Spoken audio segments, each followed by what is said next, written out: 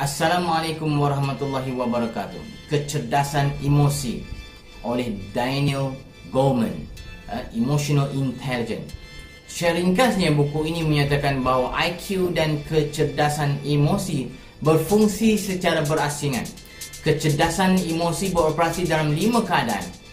Kesedaran tentang emosi seseorang dapat menghilangkan emosi negatif seperti kegelisahan, kesuraman, mudah marah, memotivasikan diri, perasaan empati, berinteraksi dengan orang lain dengan lancar.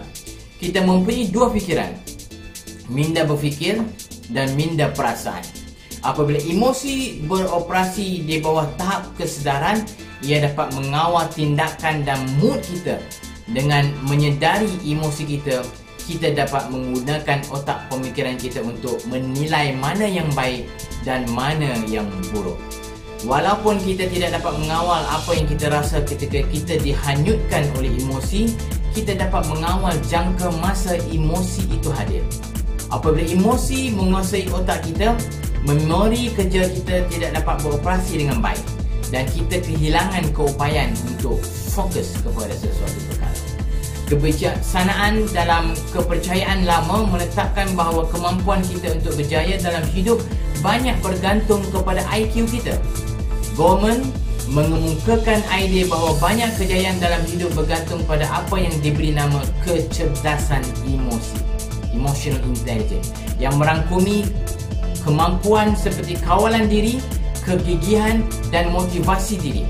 Tidak seperti jenis kecerdasan yang diukur dengan ujian IQ, kecerdasan emosi dapat diajar kepada anak-anak, dan kita harap konsep ini difahami dan diterima di masa hadapan. Emosi adalah dorongan yang bertindak.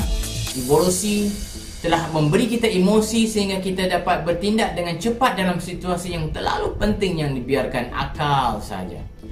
Pusat emosi otak kita berkembang berjuta-juta tahun sebelum bahagian pemikiran. Pada manusia, terdapat banyak hubungan yang kompleks antara bahagian otak berfikir dan bahagian otak emosi. Namun, ketika otak merasakan keadaan darurat, pusat emosi dapat merampas otak sebelum bahagian pemikiran berpeluang untuk bertindak balas. Oleh itu, perasaan gerak hati mengatasi pemikiran rasional kita.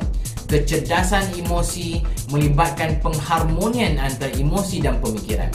Akibat dari buta ilmu emosi, terjadinya kemurungan, gangguan makan, kadar keciciran pelajar yang tinggi, ketagihan dadah menjadi perkara biasa. Mengajar kemahiran emosi kepada kanak-kanak dapat membantu mencegah masalah ini yang bersifat peribadi dan sosial. Program yang melatih pelajar dalam kemahiran kecerdasan emosi penting untuk mengurangkan buli di kalangan pelajar, menurunkan risiko kemurungan kanak-kanak, meningkatkan kerjasama pasukan dan menekankan ketegasan dalam hidup kita seharian.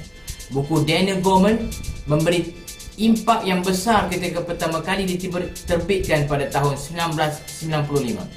Konsep kecerdasan emosi yang pernah kelihatan lapuk kini telah diterima secara meluas, terutamanya dalam organisasi perniagaan di mana ia sering diajar kepada pekerja. Ibu bapa dan guru yang membaca kecerdasan emosi untuk pertama kalinya kemungkinan akan mengetahui mengenai tingkah laku anak-anak dan diri sendiri. Bahagian otak khususnya menyediakan kerangka untuk memikirkan mengapa emosi kita seolah-olah mengawal kita. Walaupun buku ini membincangkan program kecerdasan emosi yang berjaya digunakan di sekolah, buku ini lebih memfokus kepada mengapa kecerdasan emosi penting dan bukannya mengajar cara tertentu. Pembaca dapat mengembangkan kemahiran emosi dalam kehidupan kita sendiri. Latihan yang dapat digunakan untuk pelajar dalam kelas, buat cube perasaan yang mengandungi kata yang berbeza yang menggambarkan emosi di setiap 6 sisi cube, dan kanak-kanak bergiri-giri membalikkan cube. Setiap kanak-kanak setelah memutar cube perasaan, membaca perkataan yang muncul dan kemudian memikirkan masa ketika dia merasakan emosi itu sebelum menerangkan detik itu kepada kumpulan. Kemahiran yang dapat dipraktikkan oleh kanak-kanak dan orang dewasa ketika memberi reaksi negatif terhadap komen, sama ada kerana marah atau sedih, berhenti sebentar, tarik nafas panjang-panjang Dan biarkan diri kita memikirkan motif komen itu diberikan, dan bukannya melenting secara melulu membuat kesimpulan. Ini adalah satu-satunya cara untuk mengetahui apa yang berlaku, dan bukannya membiarkan emosi kita mengaburi proses rasional kita. Bahagian pertama, otak emosi. Goleman membincangkan apa itu emosi. Dia menunjukkan dua fikiran kita, rasional dan emosional. Goleman memperkenalkan amigdala, bahagian otak yang menyimpan memori emosi yang asalnya dari bahasa Yunani. Goleman menerangkan bagaimana kedua-dua struktur membentuk amigdala ini bertindak sebagai gudang memori emosi dan tampaknya kehilangan semua pengiktirafan perasaan. Tampaknya seseorang tidak berminat dengan perhubungan kemanusiaan. Bahagian kedua, tampaknya seseorang tidak berminat dengan perhubungan kemanusiaan. Bahagian kedua, sifat kecerdasan emosi, membincangkan mengapa EQ mempunyai lebih banyak hubungan dengan kejayaan dalam hidup berbanding IQ, dan bagaimana emosi disisihkan dalam psikologi kerana sains tidak dapat membuat kajian emosi dengan ketepatan saintifik. IQ mampu diukur, namun EQ tidak mampu diukur hingga ke hari ini. Walau bagaimanapun, kemanusiaan kita lebih jelas pada perasaan berbanding pemikiran kita. Goleman menggunakan kecerdasan Salovey dan Sternberg yang lebih luas untuk menyusun buku ini. Berikut adalah kemahiran kecerdasan emosi sebenarnya yang diperlukan untuk berjaya sepenuhnya dalam pekerjaan selain IQ secara tradisional. Kedua-dua ahli psikologi melihat kecerdasan emosi terdiri daripada 5 bidang. Yang pertama, mengetahui emosi seseorang. Kita dapat membuat keputusan yang lebih tepat mengenai kehidupan kita.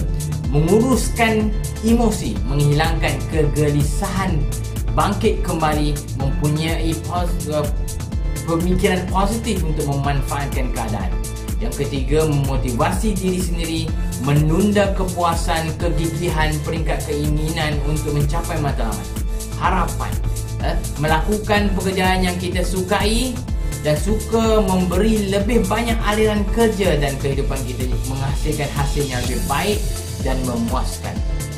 Yang keempat, mengenali emosi orang lain, empati, dan mampu mengesan petunjuk situasi sosial mengenai apa yang orang lain perlukan dan inginkan.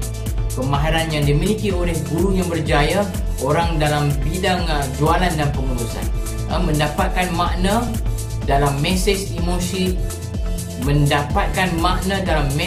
emosi, dalam nada suara orang lain misalnya, adalah kemahiran yang amat penting sekarang ini. Yang kelima, mengendalikan perhubungan. Bintang sosial mempunyai sifat karisma dan kepimpinan. Untuk berjaya dalam perhubungan, kita memerlukan pengurusan diri untuk mengetahui di mana kita berada dan empati untuk mengetahui di mana orang lain berada. Dan ini memberikan kemahiran orang yang cukup baik.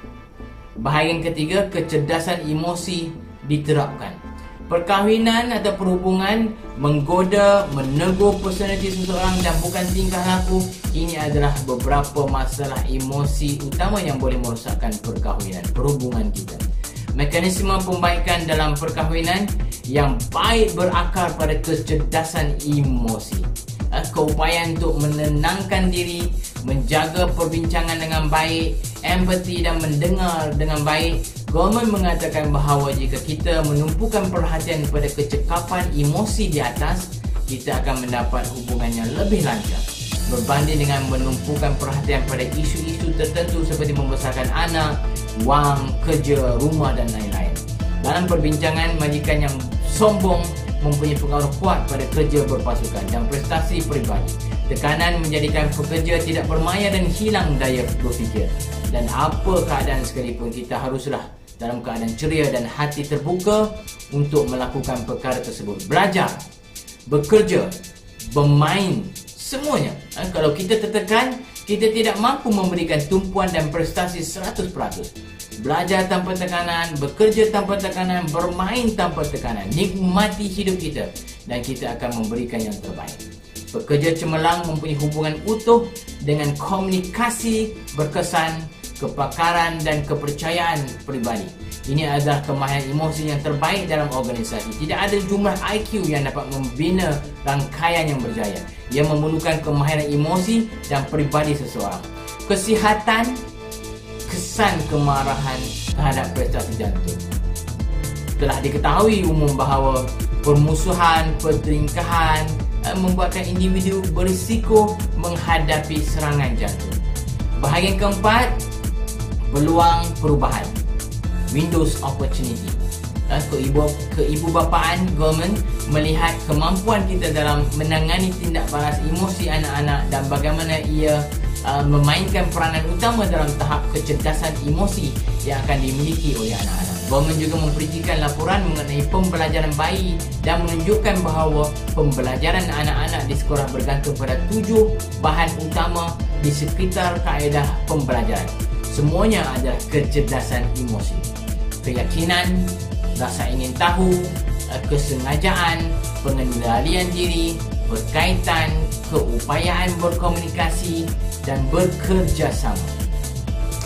Bahagian kelima, kemahiran emosi. Goleman menyebutkan bagaimana anak-anak yang popular di sekolah dapat memainkan peranan untuk mengekspresikan pelbagai emosi, sedangkan anak-anak yang kurang popular lebih banyak menahan diri dalam emosi mereka. Titik utama dalam bahagian ini di mana Goleman mencadangkan agar lebih banyak sekolah perlu mengajar kemahiran emosi. Banyak sekolah di luar sudah mengajar dengan cara ini. Dan ini jelas menunjukkan bahawa langkah positif ke arah yang betul, yang tepat. Goleman menekankan bahawa anak-anak dengan kehidupan emosi yang terganggu berisiko lebih tinggi mengalami kegagalan akademik, menjadi pemabuk dan terlibat dengan jenayah, dan bukan kerana ia kurang akal. Kehidupan emosi kita tidak pernah diajar, diakui atau diberi ruang sebagai subjek di sekolah.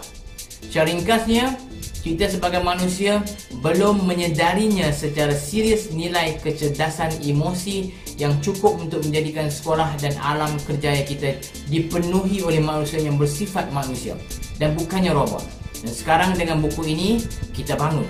Umumnya wanita selalu mengetahui hal ini, tetapi lelaki yang berkuasa telah menjadikannya sejarah. Sekarang kita kembalikannya secara perlahan-lahan.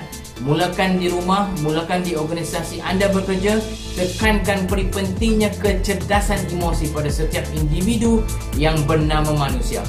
Goleman berpendapat melalui penyelidikan yang dikemukakan bahawa kecerdasan emosi menyumbang kebolehan seperti kawalan diri, kawalan dorongan seseorang, empati, kecekapan sosial dalam hubungan interpersonal, kegigihan dan kemampuan untuk memotivasikan diri sendiri.